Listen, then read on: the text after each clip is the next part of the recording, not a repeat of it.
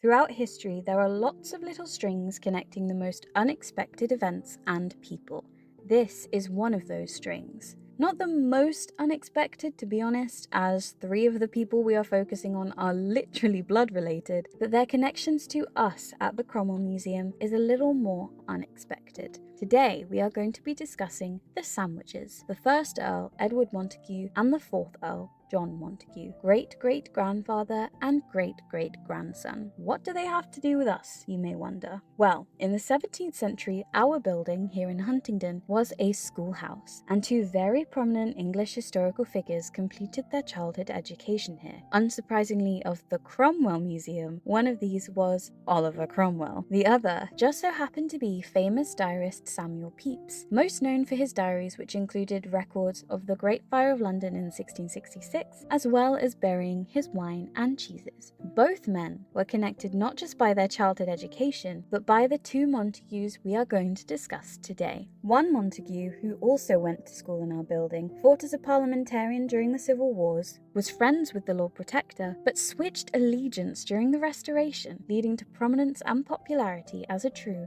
Renaissance man. Surrounded by money, influence, and royalty, he was patron, friend, and cousin to one famous diarist, though said friendship turned rocky after said diarist disapproved of his patron's romantic life. The other Montagu was a notoriously corrupt and controversial admiral who spent his days gambling and raking his way through society. He was very good at his admin job though.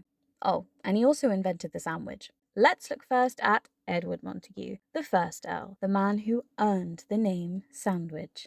Edward Montagu was born on the 20th of July, 1625 to father Sir Sidney Montagu and mother Paulina Pepys. On the outbreak of the First Civil War in August 1642, Montagu went against his father, who declared loyalty for King Charles I and the Royalist army. He instead declared for Parliament. He served in the Parliamentarian Eastern Association under his cousin, the Earl of Manchester. That was until the parliamentary force became divided by Manchester's leadership. He went against his cousin and raised a regiment for the new modelled army. They debuted victoriously at Naseby in 1645. The new modelled army was commanded by one Sir Thomas Fairfax. In the new modelled army, Montagu became connected to, surprise surprise, Oliver Cromwell. Together, Cromwell and Montagu celebrated victory after victory together. By October, however, Montagu had resigned. A new act passed by Parliament had prohibited army officials from holding any kind of office, and Montagu ultimately decided to choose the political life, taking his late father's place as MP for Huntingdonshire. Now purely politician, he remained fairly in the background, but with a good relationship with Cromwell. He therefore wasn't really involved in the Second Civil War, and soon retired from Parliament also in 1648 after the tide-changing event known as Prize Purge. This was where Parliament was still victorious and Charles I had been taken prisoner. The sitting Parliament had to decide how to deal with him, and this was when Colonel Pride got antsy. He posted himself and his troops at the doors of Parliament and refused entry to any more centred MPs, leaving the House full of more extreme and militant members. This Parliament was the one that voted for King Charles to face trial. King Charles was eventually put on trial and then executed in January 1649.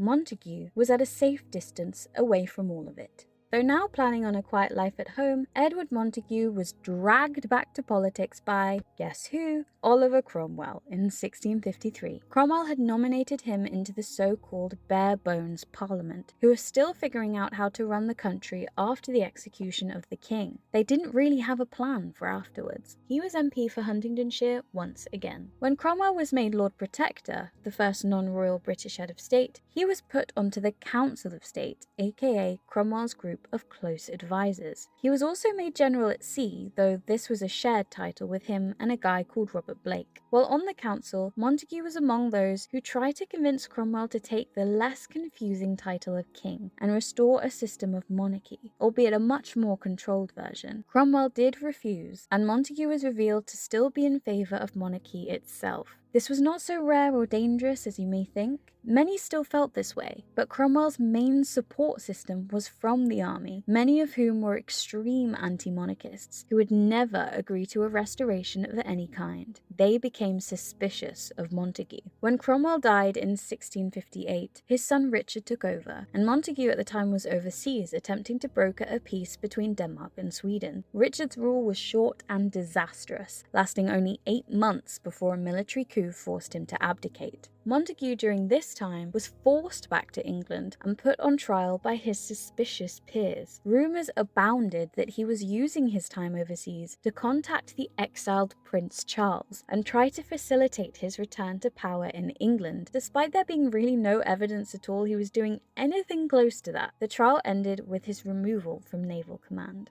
However, when one General Monk assumed control over the next steps of British government following the removal of Richard Cromwell, Montagu was once again brought back to Parliament. Monarchy restoration was decided as the most stable decision. It was then Montagu, newly restored and made MP for Dover, who led the fleet to collect the now King Charles II. As a reward for his service, and likely due to his father's royalist sympathies and his lack of involvement in the regicide itself, the king bestowed him with lots of lovely titles. He was made Baron Montagu of St. Neots, Viscount Hinchinbrook, his childhood home, and Earl of Sandwich, the very first. He was a little resented at court for his collection of titles. Many of his new peers had gone into exile for their king and come out with very little. And Montagu had been close with the regicide, had a lovely little list of rewards for it, as well as being Knight of the Garter. He was also chosen to lead the fleet to collect Charles II's new queen. The life of the Earl of Sandwich was a little different from that of MP Montagu. He won people over with an ease of manner and charm. He shied away from political life but was often in court, becoming well liked despite his rocky beginnings. His character led to him being mostly used as a diplomat, it also helping that he studied many languages, predominantly Spanish, in his spare time, making him ideal for foreign missions. All this together earned him a stellar reputation. As the Earl, he decided to become patron to his beloved cousin,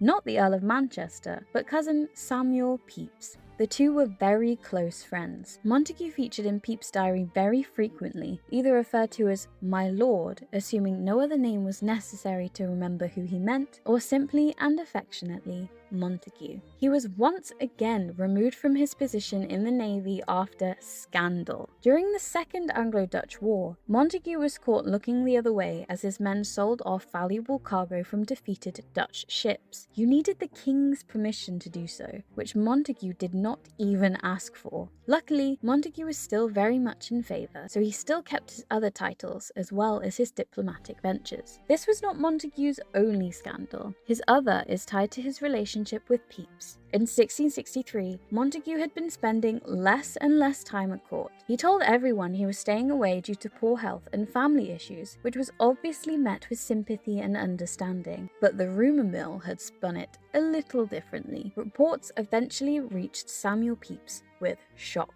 Pepys recounts in his diary that he and his wife were visited by a friend who told him what was being said about his patron. He said that the very married Montagu had been using his time away from court to hang around a young woman. He had become known to spend his time and money upon her, although she was known to be a woman of very bad name and very impudent. Pepys' informant and others around Montagu had tried to tell him to back off. Nothing good could come of this, but he continued to spend all his evenings with her. Pepys had to conclude that my lord is dabbling with this wench. He sent Lord S a letter. The affair, as we know it, ended immediately. Pepys and Montagu were never quite the same though. They still spent a lot of time together, and Montagu was still his patron. There was, however, now a clear distance between them. Montagu was once again brought back to military service for the final time in the Third Anglo-Dutch War. In 1672, during the Battle of Sole Bay, his ship,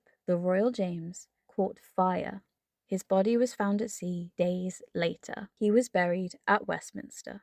That was the first Earl of Sandwich. Let's move swiftly on, shall we, to his descendant, where you will see the apple doesn't fall too far from the tree. John Montagu, the fourth Earl, the man who named the sandwich.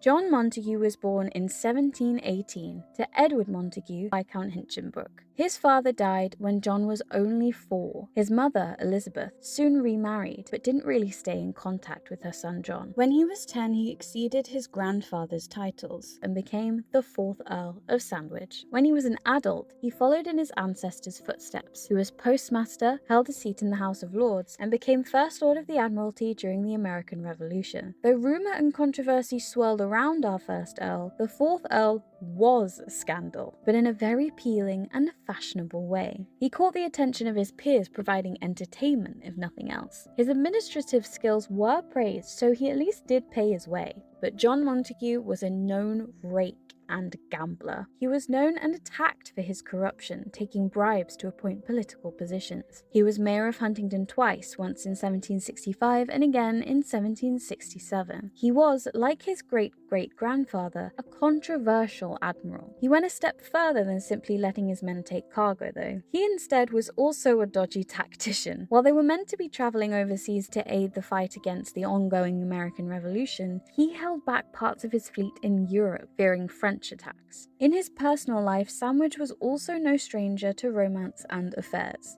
His, however, unlike the first Earl, are well documented and frankly tragic. He had a love affair before his marriage with a lady called Fanny Murray, but this stopped when he married his wife Dorothy Fane. They had a son together, his eventual heir. Dorothy's health, however, quickly declined. She was eventually declared insane. During her illness, Sandwich found comfort with a singer by the name of Martha Ray, with whom he is said to have had between 5 and 9 children with. The affair lasted many years, until it was clear Sandwich was unable to provide for her and her family in the long run, so she started to pursue a sea captain. Ray was tragically killed in 1779 at the Royal Opera House by a gunshot to the head. It's said Sandwich continued to grieve for her until his end. What Sandwich is most famous for today, though, unsurprisingly, though likely a little disappointing for him, is the sandwich. The myth goes that sometime in 1762, Sandwich was deep in a 24-hour gambling run. Reluctant to quit any game, he requested 2 slices of bread and some beef. The meal he requested would allow him to eat with one hand, keeping the other to hold his cards without getting any grease on the table or the cards. This should have been a huge Georgian faux pas. Eating with his hands? A lord? But it caught on with his influential friends, who saw the appeal in being able to eat and continue what you were doing. His friends would then call out, "I'll have what Sandwich is having," earning the name. Now the reality is that the account is more than likely exaggerated. 24 hours at a card table is insane, and there's no evidence from the time he ever did. It's also been said that he was not gambling at all at the time, but working. He may have been corrupt, but he still kinda did his job. It's also questionable if he was the one who invented